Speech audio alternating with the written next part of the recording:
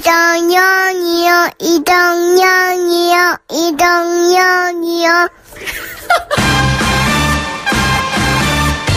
이동형 뉴스 정면 승부. 이동형의 뉴스 정면 승부.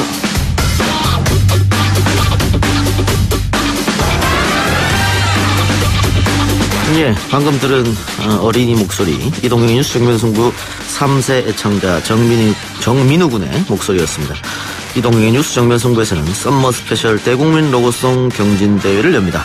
이동형이야 이 부분을 여러분들이 마음대로 편곡 및 작사 작곡해서 이메일로 보내주시면 매일 여러분의 목소리로 시그널을 내보낼 예정입니다. 그럼 오늘 다룰 내용부터 소개합니다. 제가 맡아서 더 잘할 것 같지는 않아요. 그냥 쿨하게 연임할 이유도 없고요. 그럴 계획도 없다는 것을 분명하게 말합니다. 8월 25일 더불어민주당 전당대회 날짜입니다. 오늘 추미애 당대표는 연임에 대해서 그럴 계획이 없다고 단호한 입장을 밝혔는데요. 그렇다면 포스트 추미애는 누가 될 것인가? 하마평으로 나오는 분 한 분을 만나보려고 합니다. 육선의 이석현 의원 잠시 후 연결합니다. 오늘 이후 우리 당 당직자 전원의 사퇴서를 수리합니다. 핵심 비대위 구성을 위한 위원회와 중앙당 해체와 혁신을 위한 국회 청산 TF를 동시에 가동하도록 할 것이라는 걸 말씀드립니다. 오늘부로 한국당 중앙당 해체를 시작한다. 김성태 자유한국당 원내대표의 말입니다. 자유한국당의 혁신 방안을 발표한 건데요. 선거 참패에 책임을 져야 할 혁신의 대상이 어떻게 혁신을 주도적으로 할 수 있겠는가 의문이 드는 것도 사실입니다. 최강병기, 백성문 변호사, 장영진 기자와 함께 자세히 알아봅니다. 바른미래당에서 원조 적폐 정당인 한국당으로 복귀할 의원 없습니다. 지역정당인 민주평화당의 기웃거리는 의원도 더더욱 없습니다. 바른미래당 의원들은 중도개혁 실용주의의 길을. 바른미래당의 지방선거 참패 후 폭풍이 거셉니다. 김동철 비상대책위원장의 목소리였는데요. 소속 의원들의 속내는 어떨까요? 바른정당 출신 정병국 의원은 보수 재편에 어떤 생각을 가지고 있을까? 오늘 3부에서 만나보겠습니다.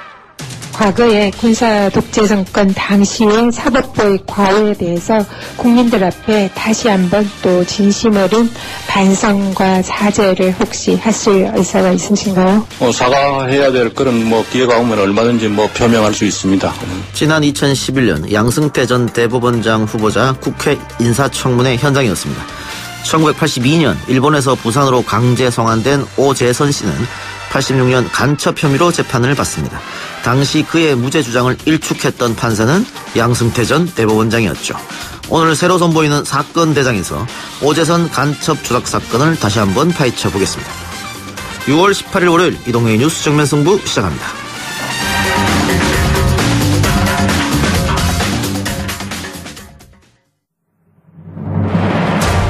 이 작가는 독하다. 이 작가는 거칠다. 이 작가는 솔직하다. 이 작가는 눈치가 없다. 그는 할 말은 한다. 할 말은 한다. 정치 오타쿠 이 작가의 독설. 뉴스 정면 승부.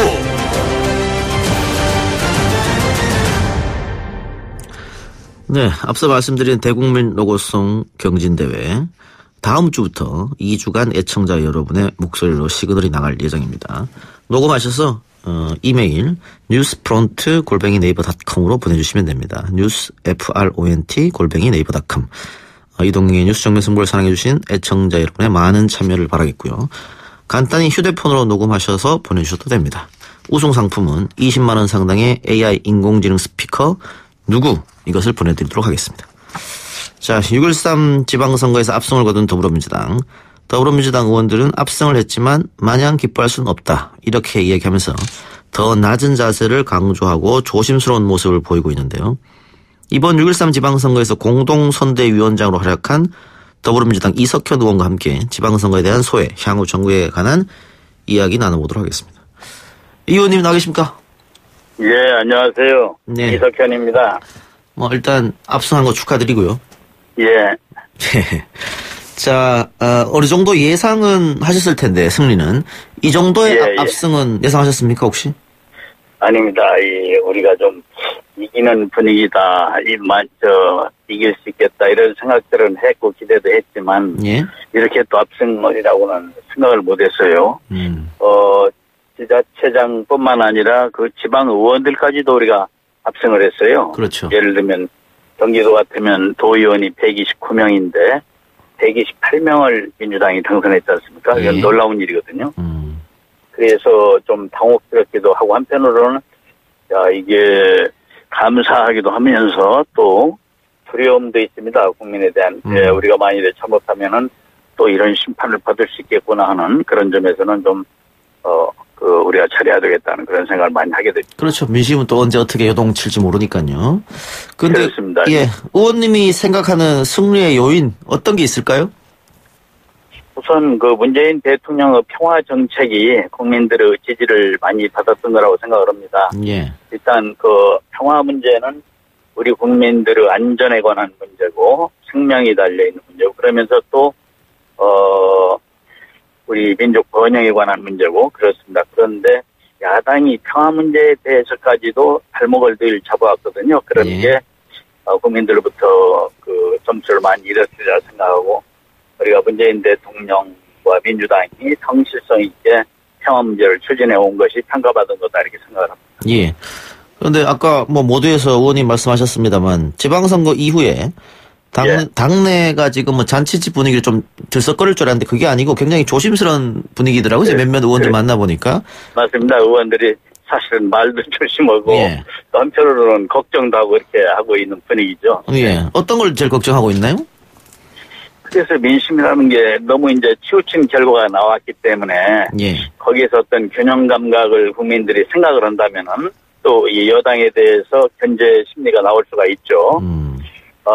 그리고 이제 아울러서 어떻게 야당과 좀 편안하게 좀 가면 좋을 텐데 예. 대사 대립을 한다 할 때 야당에 대한 심판도 두렵지만은 여당으로서의 그런 능력이랄까 예. 그런 상황 정리 능력에 대해서 또 걱정할 수가 있어요 국민들이. 그래서 실은 부자 몸조심한다더니 이번에 표에 많이 이기니까 여러모로 걱정도 됩니다. 예. 그래서 일각에서는 뭐 보수당 괴멸이라는 얘기도 나오고 비판과 견제가 야당의 재기능인데 이렇게 압도적인 패배로 야당의 선거 결과가 났기 때문에 비판 견제를 제대로 못하는 거 아니야 정부에 대해서. 그렇게 되면 더 독주하는 거 아니야 이런 우려도 있단 말이죠. 그럴 수 있습니다 충분히. 예. 그래서 거기에 이제 또 견제 심리가 작용할 수 있어요 정부 여당에 대해서. 그렇기 때문에 우리가 스스로 자정 기능을 통해서 그런 국민의 걱정을 덜어드리고 우리 예. 스스로 잘하도록 우리 스스로도 더 개선하고 혁신하면서 노력을 해야 그래야 국민으로부터 그런 채찍을 안 맞게 되지 않을까. 적어도 2년 뒤에 또 총선도 있는데 예. 우리가 처신을 정말 잘해야 된다. 우리 스스로부터 혁신해야 된다 이런 생각들을 하고 있습니다. 예. 반대로 말이죠. 지금 문재인 정부 출마하고 1년이 지났는데 국회가 야당이 좀 반대를 많이 했기 때문에 제대로 이루어진 게 없다. 그래서 이번에 여당이 압승을 했기 때문에 야당이 이제는 반대를 위한 반대, 소위 말하는 발목 잡기는 못할 것이다. 이런 예측도 있거든요. 그렇습니다. 그 여당이 좀 스스로 많이 개선하리라고 저도 기대하고요. 예. 왜냐하면 이제 국민들로부터 그 정치 선거라는 건 그 정당이 해왔던 행위에 대한 국민의 평가 아닙니까? 예. 그래서 심판이라는 게 맞는 얘기거든요. 그래서 그동안에 야당이 해왔던 노선에 대해서 크게 배우 반성을 하고 또 국민과 함께하는 쪽으로 방향 전환이 없으면 안 될 것이다. 그냥 뭐 당이 가령 해청모여 한다거나 이름만 바꾼다거나 그런 걸로는 국민들이 이제 속지 않거든요. 하도 선거 때마다 과거에 여야를 막론하고 그런 걸 많이 해와가지고. 예. 그래서 이제는 진정으로 스스로 환골탈퇴를 하기 위한 그런 노력을 하지 않고서는 야당도 또 국민들한테 대견하기 어려울 거라고 봅니다. 예. 이번에 여당이 재보궐에서도 압승을 해서 130석이 됐습니다. 민주당 의석수가. 그렇습니다. 예. 그렇지만 아직 과반은 되지 않거든요.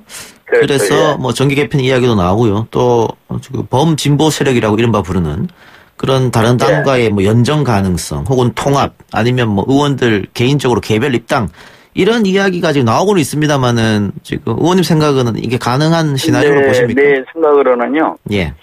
지금 다른 당과 함께 연정을 한다거나 통합을 한다거나 하면은 심한 내분이 생길 수가 있어요. 왜냐하면 지금까지 우리가 보았듯이 다른 정당 의원들의 행태가 우리 의원들하고 많이 안 맞았어요. 그래서 그걸 밖에 있어도 우리한테는 부담이었는데 우리 당 안에 같이 함께 한다고 생각하면 정말 그게 근심거리가 될 수 있어요. 그래서 그런 내분이 일어나는 당보다는 지금까지 해오던 대로 우리가 설득해서 협조를 구하고 필요한 때 동의해서 같이 나가고 이렇게 하는 게 맞다고 보고요. 또 지금까지 과거에 의석이 부족할 때 그런 때도 우리가 연정이나 통합을 않고 이끌어 왔는데 지금 국민들한테 큰 응원을 받아서 이제 힘이 실렸지 않습니까? 이런 상황에서 구태여 그런 위험한 일을 우리가 할 필요가 있을까 그렇게 생각합니다. 그럼 개별 입당이나 다른 당과의 통합은 없는 얘기다 이렇게 생각하면 될 것 같고. 지금 그런데 일부 야당에서 뭐 내각에 참여 기회를 주고 뭐 연정 이야기를 이렇게 좀 소위 말하는 군부를 떼고 있던데 그것도 그러면 안 하신다는 얘기로 받아들이면 됩니까? 근데 제가 보기에는 지금까지 이제 그런 말씀을 하는 그런 당의 지금까지 행적을 볼 때 실은 마땅히 함께할 부분들도 그냥 당리당략 차원에서 함께하지 못한 부분들이 함께하지 않은 부분들이 있어요. 그런 걸 볼 때 정말 저분들하고 연정을 해가지고 편안하게 지금 전국을 이끌어갈 수 있는 것인가 오히려 국민들에게 근심만 끼치는 거 아닌가 그런 염려를 더 하게 돼요. 그게 지난번 우리가 추경 통과시킬 때도 얼마나 힘들었습니까? 결국은 나중에 다른 정당의 협력을 구해냈지만 처음에 그걸 가지고 당리당략적으로 조건을 달아서 그런 것까지도 지금 일자리 만들고 경제 살리자고는 그런 추경 예산 통과는까지도 다른 야당들이 어떻게 했던가 이게 한번 생각해 보면은 뭐 개혁적인 야당이든 보수적인 야당이든 지금 우리가 함께한다는 건 얼마나 모험인가 알겠습니다. 그런 걱정을 하게 됩니다.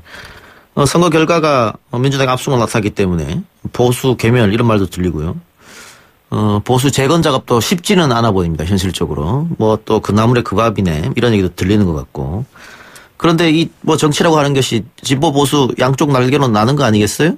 보수가 저렇게 지리멸멸해지면 민주당 입장에서도 부담될 것 같은데 어떻게 생각하십니까? 그래서 건강한 보수가 세력을 갖고 우리 양날개 진보와 보수가 그 양날개로 날아가야만 새해가 바르게 날아갈 수 있듯이 건전하게 나라가 하는 건데 실은 지금 이 야당의 그 보수 정당을 이끌고 있는 분위기를 보면은 그런 건강한 보수 세력과는 거리가 멀다고 생각을 하거든요. 거기에는 이념도 없고 철학도 없고 국민의 이익이란 것도 없고 그냥 매사 발목 잡아가지고 한 건 하는 식의 그런 야당 아닌가. 그게 과연 보수를 대표하는 보수야당이라고 말할 수 있겠는가. 그런 점에서 저는 지금 정당 자체가 진정한 보수 세력을 대변 못하고 있다 생각합니다. 그래서 이제 진정으로 건강한 보수 세력화 해야 된다, 야당들이. 그런 생각을 한 거죠. 아까 제가 말씀드린 대로, 민주당의 전당대회가 확정이 됐는데요. 지금 뭐 자천, 타천으로 뭐 19명, 20명 뭐 후보들 이름이 언론에 오르내리고 있던데. 이석현 의원님도 이름이 오르내리던데요? 제가 지난번에 의장 경선에 안 나갔더니, 의장 경선에 안 나왔더니 지금 저 보니까 그렇게 뭐 권유하는 분들도 계시고 뭐 이렇게 젊은 의원님들도 그 문제를 상의해오는 분들도 계시고 다들 그런데 좀 깊이 생각을 해봐야 되겠습니다. 왜냐하면 이거 어쩌다 보니까 선수가 쌓여가지고 6선이나 되니까 그냥 쉽게 가볍게 출마할 수도 없고 앞줄을 재가면서 한번 분석도 해봐야 되겠고 또 제가 그만한 자질과 능력이 있는지도 한번 또 되돌아봐야 되겠습니다. 조금 더 그러면 시간을 가지고 검토하신다는 거죠? 알겠습니다.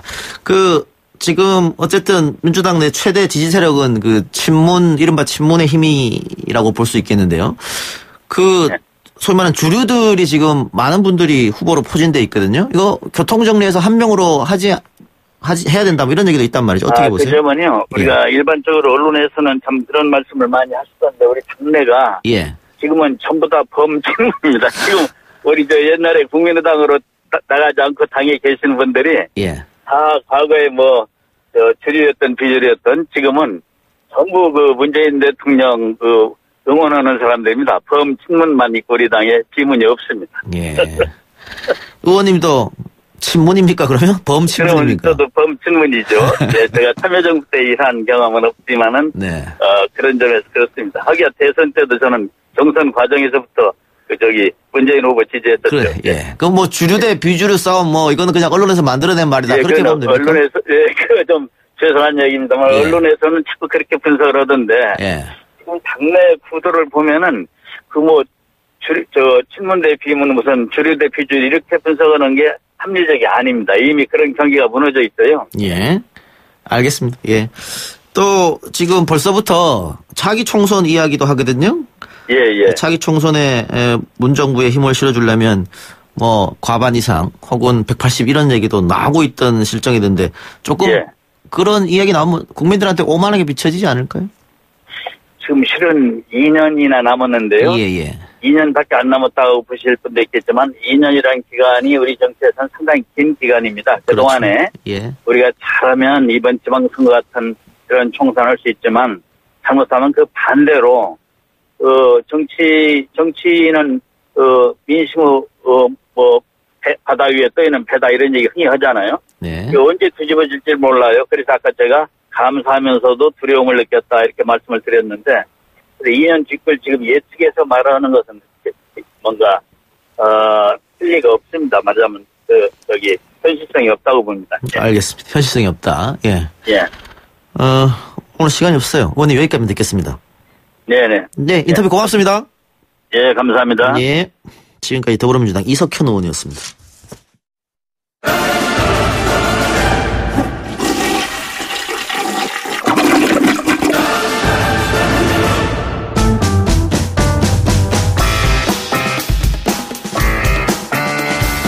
최강 변기 시작하겠습니다. 오늘도 대한민국 최강 변호사와 최고의 기자 모셨습니다. 백성원 변호사 그리고 아시아경제 장영진 기자 나오셨습니다. 어서 오세요. 네, 안녕하십니까.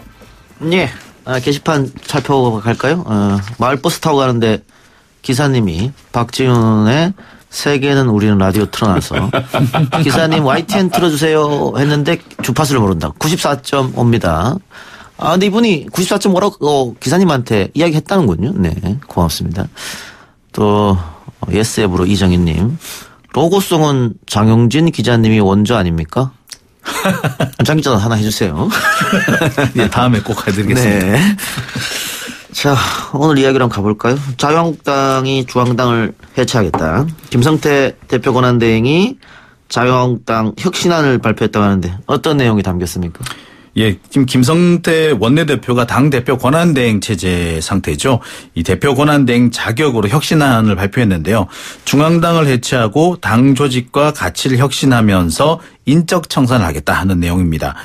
핵심은 아무래도 중앙당 해체인데요. 이 중앙당을 해체하고 원내 중심 정당 체제를 구축하겠다는 내용입니다. 그리고 이 같은 개혁 작업을 본인이 직접 진두지휘하겠다라고 강조했는데 특히 인적 청산 문제를 강하게 제기하기도 했습니다. 예, 본인이 직접 진두지휘하겠다고 했는데 일각에서는 홍준표 당대표, 김성태 원내대표, 장제원 수석대변인 이 강성 지도부의 책임이 가장 컸다 패배에. 네. 책임져야 할 사람들이 책임을 지지 않고 혁신을 주도한다? 그러니까 오늘 김성태 대표 권한대행의 이런 혁신안 발표하자마자 예. 당내가 난립니다. 자유한국당 난리예요. 그냥 일단 지금 말씀하셨던 것처럼 아니 물러나야 될 사람이 무슨 혁신을 주도를 하느냐. 예. 이번 선거 참패 가장 주요한 책임자 중에 한 명인데 그 사람이 혁신을 한다고 하니까 도저히 이해가 되지 않는다고 반발이 좀 심해서 이게 지금 진짜 어찌 보면은 저번에 이제 국정농단 때부터 좀 돌아가 보면요. 그때 이제 국정농단 사태가 발발하고 박근혜 전 대통령이 탄핵이 되고 그 당시에 이제 보수가 이제 변하지 않으면 살아날 수 없다 그랬는데 안 변했죠. 예. 사실 이번 선거 패배의 가장 큰 원인은 보수가 보수답지 못했기 때문인데 보수가 보수다워지기 위해서는 변화가 있었어야 되는데 변화는 전혀 없었어요. 근데 그에 대한 어쨌건 책임을 져야 할 분 중에 한 분이라고 봐야죠. 사실 김성태 원내대표도. 그럼에도 불구하고 지금 그분이 앞장을 서서 이제 당내 혁신을 하겠다고 하니까 일단 당 내에서 네 분이 있는 것도 그건 당연한 것일 뿐만 아니라 대중들도 과연 변할 수 있을까? 뭐 그런 생각을 할 수밖에 없는 것 같아요. 지금 구조 보수가 자체가. 보수답지 못하다는 지적을 하신 분들 중에 많은 분들이 그런 얘기를 하세요. 보수의 대표적인 어떤 장점 중에 하나가 품격인데 전혀 품격이 없었다. 한마디로 막말 삼형제가 있었는데 그 막말 삼형제 중에 한 사람만 물러나고 나머지 두 사람은 그대로 남아서 우리가 계속하겠다라고 하니 이게 과연 어떻게 혁신이라고 할 수 있느냐 이런 지적도 나오고 있습니다. 그래서 계속해서 논란이 있을 것 같아요. 당내에. 내분이랄까요? 물론 있을 수밖에 없을 것 같은데. 자유한국당이 중앙당을 해체한다. 뭐 어떤 의미로 받아들여야 됩니까? 글쎄 우리나라 정당들은 그동안 위기에 처하면 늘 하던 얘기들이 있습니다. 삼보일배를 한다든지 무릎 꿇기를 한다든지 뭐 도와주세요 1인 시위를 한다든지. 근데 내용이 다 그때마다 비슷비슷해요. 중앙당 해체도 마찬가지입니다. 2002년 이후에 여러 번 나왔습니다. 2003년인가요? 그때 그 당시 2002년 당시 신한국당이 선거에 패배하고 난 다음에 혁신안 중에 하나로 중앙당 해체 얘기가 나왔어요. 그 다음에 그 몇 년 뒤에 이 대선 자금, 그러니까 차떼기 대선 자금 문제가 나왔죠. 그때도 중앙당 해체하겠다. 그리고 2008년에 또 한 번 얘기가 나왔었고요. 2012년에 또 한 번 나왔습니다. 그러니까 매번 중앙당을 해체한다, 축소한다 얘기 반복돼서 나왔는데 하나도 새로울 게 없는 거죠. 그래서 이것이 과연 정말 혁신안인지 의심스럽기도 합니다. 실제로 이런 뭐 중앙당 해체라는 것이 뭐 실제로 그 실행도 하기도 했었죠. 뭐 옛날에 한나라당 천막 당사라든지 민주통합당의 창고 당사 뭐 이런 것들이 있었지만 결국 원래대로 다 돌아왔거든요. 이게 결국에는 일종의 퍼포먼스 보여주기 위한 것이 아니냐. 그렇기 때문에 사실 말이 혁신안일 뿐이지 또 다시 구태를 반복하고 있다라는 지적 피하기 어려워 보입니다. 그러니까 이제 뭐 중앙당 해체한다는 게 어떤 분들은 오해하시는 분들이 있다고 자유한국당 없어지나 뭐 이렇게 오해하시는 분들이 있는데 그런 건 아니고요. 그냥 조직을 축소하는 거고 지금 말씀하셨던 것처럼 이제 뭔가 이렇게 큰 뭐 패배가 있을 경우에는 변화하겠다라는 이미지 메이킹을 하는 것 중에 하나라고 봐야 될 텐데 지금 뭐 또 그리고 또 당명도 바꾸고 뭐 완전하게 이제 새로 태어나겠다고 하는데 사실 당명 바꾸면 새로 태어나나요? 결국은 사람이 바뀌어야 되는데 그래서 사실 어찌 보면 지금 뭐 김성태 대표 권한대행이 뭐 구태청산 태스크포스에는 본인이 이제 뭐 대표를 맡아가지고 인적청산을 진행하겠다는데 결국은 사람이 어떻게 바뀌느냐 가장 중요한 것 같고 그 중심에는 결국 이제 외부에서 비대위원장 모신다고 하지 않았습니까? 그 비대위원장이 누구냐가 굉장히 중요할 것 같아요. 그러니까 중앙당 해체, 당명 교체, 외부 인상 얘기 늘 하던 거였잖아요. 네, 그렇죠. 그러니까 그 핵심 3종 세트. 3종 세트죠. 진짜 누구를 모셔오느냐. 그렇죠. 그리고 그 사람한테 전권을 주느냐 과연 뭐 이런 게 중요할 것 같은데 지금 당내 초선 의원들이 기자회견 열고 보수 정치 실패 책임 있는 중진들은 물러나라. 정계 은퇴해라. 하고 있는데 또 일각에서는 초선 의원들도 소위 말한 친박 공천으로 들어온 사람들 아니냐. 그렇죠. 당신들이 뭐나 할 자격이 있느냐 또 이런단 말이죠. 진짜 지금 방법이 없어 보여요. 사실 이번에 지방선거의 패배도 패배지만 지방선거 패배 후에 남는 사람이 너무 없다는 느낌이라고 해야 될까요? 뭔가 누군가가 중심이 돼서 지금 이렇게 완전히 몰락한 보수를 끌고 나가야 되는데 누구 한 사람도 책임이 없다라고 할 수 있는 사람이 없으니까 지금 말씀하셨던 것처럼 지금 초선 의원들도 결국 저번에 친박공천이라고 해서 뭐 그때 뭐 진박감별사가 등장을 하고 뭐 그러지 않았었습니까? 거기다가 뭐 당 중진 의원들도 역시 책임에서 자유로울 수 없는 거고 그러면 누군가는 이제 보수를 재건해야 되는데 재건을 할 때 예를 들어서 쉽게 말해서 깃발을 딱 꽂고 나를 따르라고 할 만한 사람이 현재 보이지 않는다는 게 사실 지금 뭐 당명을 바꾸고 무슨 뭐 중앙당이 해체하고 뭐 이런다고 해서 뭔가 이 과정을 끌고 나갈 구심점이 있어야 돼요. 구심점이 보이잖아요. 그러니까 지금 벌써 김성태 대표 권한대행이 하니까 당신이 왜 거기서 해? 당신이 제일 책임 많은데 라는 얘기가 나오고 있는 거잖아요. 근데 이게 대체로 그런 게 있습니다. 이렇게 한때 그 여의도 정가 이런 얘기가 돌았어요. 이렇게 홍준표 대표가 가장 잘하는 것은 홍준표 대표의 장점은 남의 허물과 잘못을 잘 찾아낸다는 것이고 최대의 단점은 자기 허물은 모른다는 거라는 그런 농담 같은 진담이 떠돌기도 했었거든요. 근데 이런 비판이 굳이 홍준표 대표뿐만 아니라 이 지금 자유한국당 의원 대부분들한테 적용이 된다라고 보는 게 맞을 것 같습니다. 사실 초선 의원들이 중진 의원들을 보고 물러나라고 한 것도 보면은 맞는 말이에요. 지금 같은 이런 파탄의 책임을 지는 것이 중진한테 먼저 가야 되는 거 맞습니다. 하지만 초선들 역시도 지금까지 어떤 것도 제대로 된 역할을 해본 적이 없거든요. 그러니까 전효 전 의원의 얘기를 들어보자면은 그렇습니다. 홍준표 대표 시절에 입 한번 뻥끗하지 않았던 이름만 초선인 사람들이 갑자기 왜 저러는지 모르겠다. 근데 사실 그 말 역시 너무나도 정확한 말이거든요. 전혁 전 의원도 혹시 외부 인사 영입 리스트 중에 한 명입니까? 지금 홍정욱 전 의원 얘기도 나오고.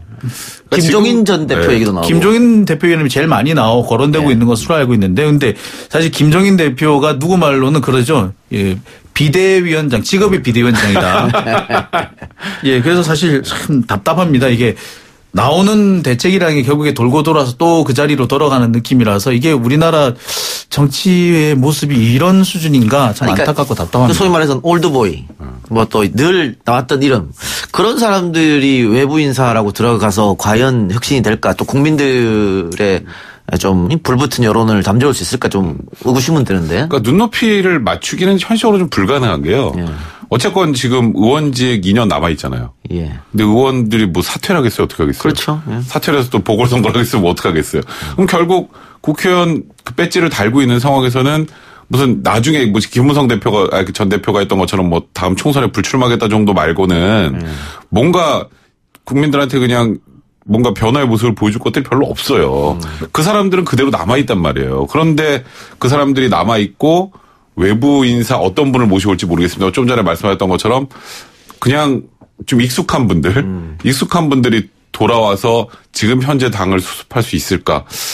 제가 보기에는 그건 너무 힘들 것 같아요. 백승문 변호사 같은 사람이 가야 돼요. 왜 이러세요? 저 요즘 많이 힘들어요. 거절한 걸로 알겠습니다. 자, 타이어뱅크 갑질. 이거 요즘에 우리 사회 갑질 이야기가 너무 많은데 타이어뱅크 갑질 이야기는 또 뭡니까? 예, 이 타이어뱅크는 이제 우리나라 국내 중견 타이어 판매 업체에 해당되는데요. 이 직원들을 CCTV로 상시적으로 감시했다는 폭로입니다. 예. 이 출근을 하게 되면 출근 행사를 하게 되는데 그 직후부터 CCTV로 감시가 시작된다 그래요. 심지어 이 내부 무전기를 통해서 이 직원들의 사적인 대화를 모두 엿듣고 있다는 내용입니다. 이게 뭐냐면 그렇습니다. 이게 이 CCTV는 각 매장마다 다 설치되어 있는데 그 사각지대가 없다는 거예요. 근데 이 매장들을 그 몇 개 매장을 통합해서 관리하는 이 지부장이 있는데 지부장이 그 CCTV를 일일이 확인하면서 직원들이 어디 간다, 뭐 잡담 나누면 잡담 나누지 마라, 어디 모여 있느냐, 왜 일 안 하느냐, 심지어 퇴근할 때 왜 보고 안 하고 퇴근하느냐 이런까지 일일이 간섭을 한다는 겁니다. 이거 내부 무전기로 사적 대화까지 들었다 그러면 사생활 침해 이것도 도전 아닙니까? 그러니까 이게 참 애매한 게요. 네. 법적으로 이걸 처벌하기는 좀 애매해요. 처벌할 수 있는 건 없어요. 지금 그래서 국가인권위원회나 고용부나 뭐 개인정보침해센터 행안부 이런 데서 사내 CCTV를 규제할 수 있는 방법이 없다라고 지금 하고 있는 상황이거든요. 근데 이게 이제 민사상 손해배상 청구 소송의 대상은 될 수 있죠. 근데 일단 타이어뱅크 측에서는 이렇게 얘기를 해요. 그 매장 사업주는 다 개인 사업자다. 우리 타이어뱅크랑 관련 없고, 그러니까 지부장도 역시 이제 본사하고 좀 관계가 없다. 다만 지부장들 중에 일부가 지금 말한 것처럼 뭐 CCTV를 통해서 감시하고 손님 응대 역량을 높이기 위해서 참 이런 변명은 좀 그런데 무전기 사용을 지시한 사실은 있다라고 지금 해명을 하고 있는 상황인데 이거는 회사 자체 내에서 정화를 해야 될 필요 분명히 있는 거예요. 그러니까 그런 거죠. 그러니까 CCTV를 단다라는 게 감시하는 측면도 있지만 만약에 그 안에서 뭔가 범죄가 벌어졌을 때는 또 증거로 사용할 수 있는 그런 역할도 하기 때문에 CCTV 자체를 뭐라고 하긴 그런데 그 CCTV를 이용해서 직원들의 일거수일투족을 감시하고 어디 뭐 이동영 작가 담배 피지 않나요? 예, 나가서 담배도 피우고 있으면 지금 일하는데 무슨 담배를 피러 가? 이런 것들처럼 하나하나 이렇게 직원들의 그 일거수일투족을 관리하는 것은 지금 말씀하셨던 것처럼 사생활 침해 논란도 있을 수 있는 거고 이거는 회사 차원에서 분명히 정할 필요가 있는 내용입니다. 그 백승 변호사 말처럼 CCTV를 다는 목적, 가장 큰 목적은 뭐 범죄로부터 보호 뭐 그런 거 아니겠어요? 그렇죠. 근데 지금 최근에 회사 사무실에서 CCTV로 감시하는, 그래서 고통받는 직장인들이 많다고 그래요? 이게 사실 엄청나게 많죠. 아, 그래요? 이게 개인정보보호법상 이게 문제가 제가 확인해 보니까 개인정보보호법에 이게 CCTV 관련돼서 규정이 있는데 이것이 실제로 처벌될 수 있는 내용이 하나도 없더라고요. 그러니까 이것이 맞아요. 비어 있습니다. 한마디로 이제 처벌의 사각지대에 있는데 CCTV로 감시를 하는 것은 사실 비단 어제 오늘날의 문제가 아니고 이 타이어뱅크만의 문제는 아닙니다. 요새는 거의 흔해졌어요. 심지어 삼성전자 서비스 역시 최근에 노조 와해를 위해서 CCTV를 사용했다는 사실이 드러나가지고 검찰 수사를 받고 있습니다. 현재 검찰이 삼성전자 서비스에서 확보한, 그러니까 압수한 CCTV 외장 하드가 모두 200여 개에 달한다고 합니다.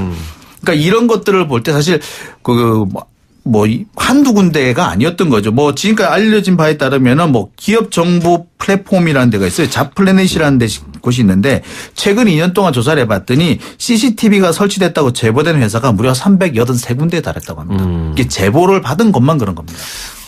우리 지금 녹음 부스는 혹시 있나요? CCTV? 이게 지금 싹 보이진 않는데 있을 수 있지 않나요? 담당 PD도 모른다 그러네요. 관심이 없군요. 네, 알겠습니다. 있거나 말거나. 네, 그런 것 같아요. 일을 제대로 안 하니까요. 있거나 말거나. 자, 그거 말고 또 지금 심석희 선수 폭행. 네. 이게 감사에서 정확하게 드러난 거죠. 네, 그렇죠. 네. 그러니까 지금 조재범 코치가 이제 기억할지 모르겠는데 1월 16일입니다.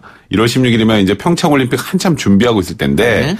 심석희 선수를 굉장히 좀 심하게 폭행을 해서 전치 3주 정도의 상해를 입고 심석희 선수가 진천 선수촌을 나와버렸잖아요. 그러면서 이제 외부로 이게 알려지게 된 건데 이제 이 사안의 쟁점은 뭐냐면 이게 폭행이 일회성이었느냐 아니면 심석희 선수가 얘기했던 거죠. 그 전에 2차례 폭행이 더 있었느냐 그리고 또 다른 선수의 피해가 있느냐 이제 만약에 또 다른 선수들 정도의 피해가 더 이런 게 여러 건이 더 있었다면 이제 죄명이 변경이 될 수 있거든요. 단순 폭행이나 상해가 아니라 상습 폭행이나 상습 상해가 될 수 있기 때문에 이제 지금 그 부분에 대해서 이제 조사가 집중되고 있는 것 같고 이제 가장 논란은 이제 조재범 코치가 이제 우리나라에서는 이제 코치를 못 하죠. 근데 지금 중국 대표팀 코치가 됐단 말이에요. 예.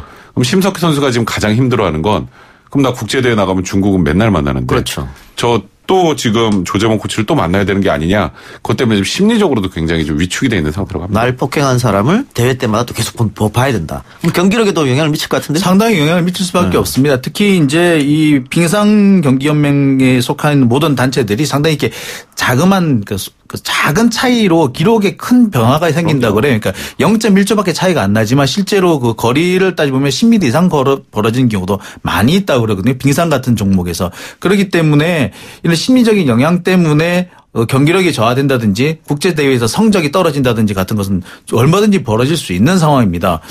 근데 사실 이런 부분은 사실 다른 단체들 같은 경우에 폭행이라든지 마약이라든지 도박에 연루된 그런 스포츠 지도자는 축구라든지 이런 그런 국제 경기 단체에서는 다른 나라에서도 활동할 수 없도록 하는 그런 규제가 있습니다. 그러니까 특정한 국가에서 제재를 받게 되면 다른 나라에서도 받아들일 수 없도록 하는 그런 게 있는데 아직 이 빙상 쪽에는 그런 준비가 다 안 돼 있는 모양이에요. 그러니까 그래서 우리가 징계를 하든 말든 그렇죠. 중국에서 우리는 쓰고 싶다 하고 이 지금 문제가 된 조정 코치가 난 가겠다고 하면 어떻게 할 수 없는 거 아니에요? 방법이 없는 거예요. 이제 가장 큰 문제죠. 그래서 사실 이런 경우에는 조재범 코치가 스스로 안 해야죠. 그러니까 사실 중국 입장에 생각을 해보면요. 어쨌건 쇼트트랙 우리나라랑 라이벌입니다. 특히 여자 선수들은 더해요. 그러면 라이벌 팀에 다소 문제가 있었지만 그 코치를 데리고 와서 지금 말씀하셨던 것처럼 한국 선수들의 심리적인 면에도 안 좋은 영향을 끼칠 수 있다면 중국 입장에서는 좀 약간 도덕적이라고 할지라도 데려다 쓸 수 있는 거예요. 근데 이럴 경우에는 조재범 코치가 스스로 안 하는 게 맞는 것 같고 아니면 정말 심석희 선수에게 진심으로 사과를 해서 정말 사과를 받아내고 화해가 될 가능성이 있다면 몰라도 지금 상황에서는 좀 굉장히 부적절하다고 볼 수밖에 없죠. 알겠습니다. 스스로 결자 해지를 해라 이런 얘기로 마무리하고요. 오늘 두 분 말씀 여기까지만 듣겠습니다. 네, 고맙습니다. 이동형 뉴스 정면승부 2부는 여기까지고요. 저는 7시 정각 3부로 다시 찾아옵니다.